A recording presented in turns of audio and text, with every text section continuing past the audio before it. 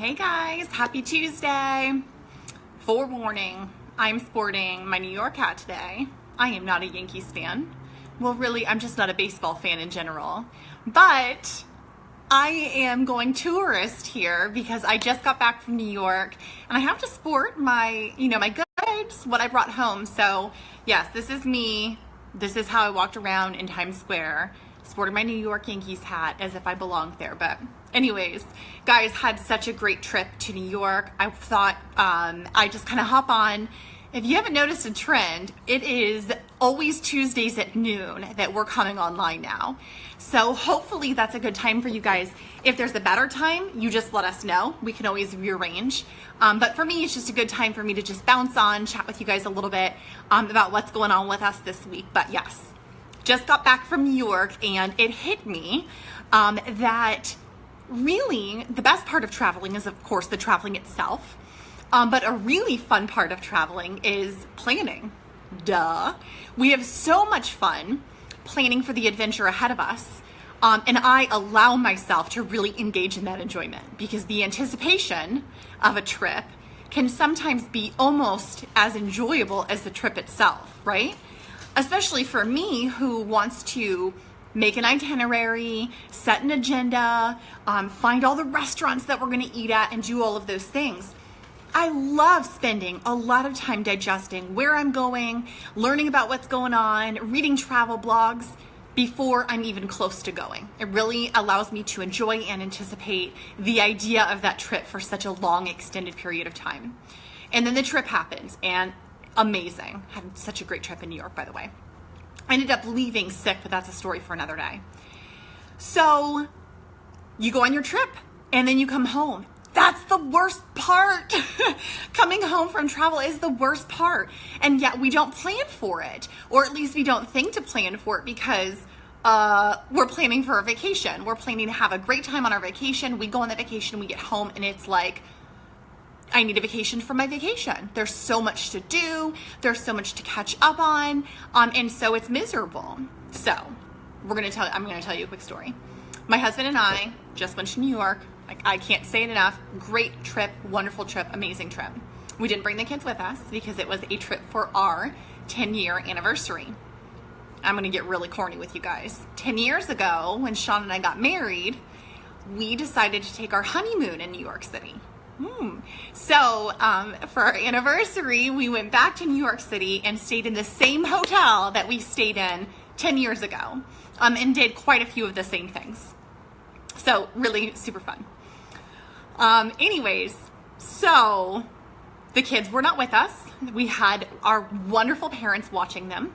Our dog was being sat as well. And we get home and I'm sick, my husband's sick, and my youngest daughter is sick. That's what happens. So because I prepared a little bit for the return, could have done more, because I planned a little bit for the return, I was in better shape than what I could have been, especially not feeling the best myself. So wanted to talk again about these little tips and tricks to make it easy to come home because you don't have the vacation to look forward to anymore. It's back to the grind. It's back to your normal routines, and that can be so difficult to come home to. Okay, so first thing first, before you leave for vacation, tidy your house up. Make sure that it's in good shape. If you're packing last minute, don't leave all of those clothes that you didn't pack in your suitcase out and about. Try to pick up everything. Make your bed. You know how I feel about making your bed. Make your bed, maybe even wipe your counters off. That way, when you come home after 5, 6, 7 hours of traveling, you're coming home to something pleasant. Remember, we're staying in hotels when we're gone. Hotels are always tidy. We got people picking up after us. Make sure the house feels good so that when you get back, you're happy to be home rather than feeling like, oh, all of this travel and now I've got to clean the house. On top of the laundry, right? That's the next one. Try to do your laundry in advance. You want clean clothes to take on your trip anyways. Make sure you have clean clothes to wear when you get home because all the clothes you packed for your trip are going to be dirty, right? You do not want to come home to loads of laundry that are unwashed, all sitting there dirty, right? When you already have, you already know it, you're gonna have laundry to do from the trip. So try to get that laundry, the loads done, try to even get it folded and put away. Bonus points if you can pick out what your outfit is for the day of return or the day that you go back to your normal routines. Make sure you're ready for that. That way you feel good and ready to take on laundry, which for those of you that know me know, I do not like laundry. I do not like laundry at all. So for me to come home from a trip and I literally, like, my garage has the laundry room. You know, that's where I walk through. If I were to walk in my laundry room and it was filled with laundry, dirty laundry, I would not be a happy camper. So laundry's a big one. Here's another thing about laundry, and I do this. I'm curious if you guys do this too. When I'm on a trip, there are those little dry cleaning bags that housekeeping hangs in the wardrobe, whether it's a closet or like an armoire. I always take the dry cleaning bags and snatch them, and I use them for my dirty clothes. You guys see this? I put my dirty clothes in it. Sean gets one too. Housekeeping will replenish these bags if you end up using them up, assuming that you're using the dry cleaning services at the hotel. Keep grabbing them because you can sort your dirty clothes. You know, jeans over here and maybe your whites over there. That way when you get home, your dirty laundry's already sorted and ready to go into the washer and dryer. So I always do that. Not to mention, especially like my trip, we walked like 28,000 steps on day 2. That's a lot of steps. I don't want those socks that I was wearing during my 28,000 steps to be in with my clean laundry, right? And I also don't want them just flying about the hotel room. I want them, you know, cleaned up and in a nice tidy spot. So those bags are awesome.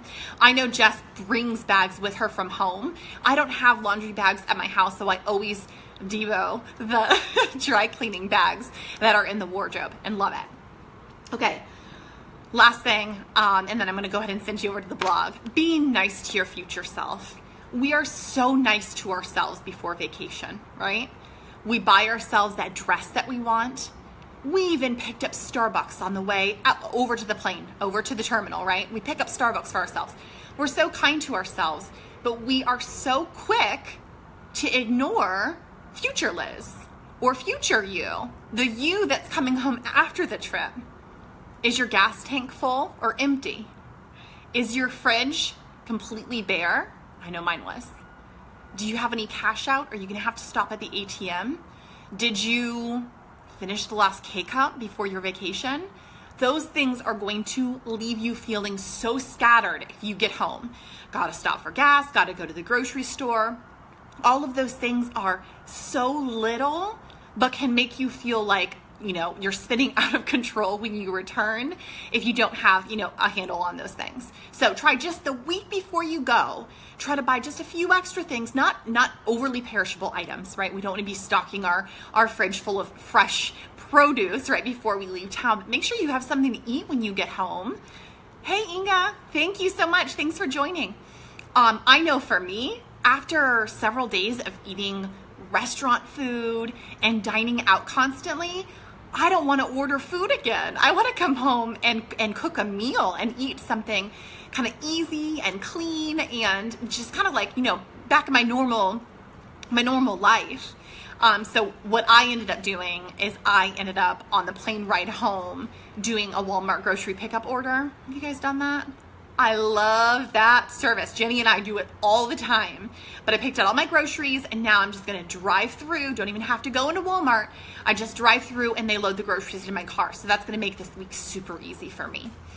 All right, but anyways, there are 6 tips. We talked about a few of them. There are 6 tips on our blog. Travel tips, not for going on travel, right? There's good tips for that as well. But we're focusing here on how to come back from travel and get back into the swing of things without hating life, right? Without feeling like you need a vacation from your vacation. It's on the blog right now, kitlife.net/blog. I'll put a direct link in this conversation when we're done. But do you have travel tips? What is the hardest thing for you about coming back from a trip? Besides, of course, you know, the alarm clock set. It's time to go back to the office, right? That can sometimes be hard. I totally get that. Would love to hear the hardest part for you, and we'll talk to you guys next Tuesday. Bye.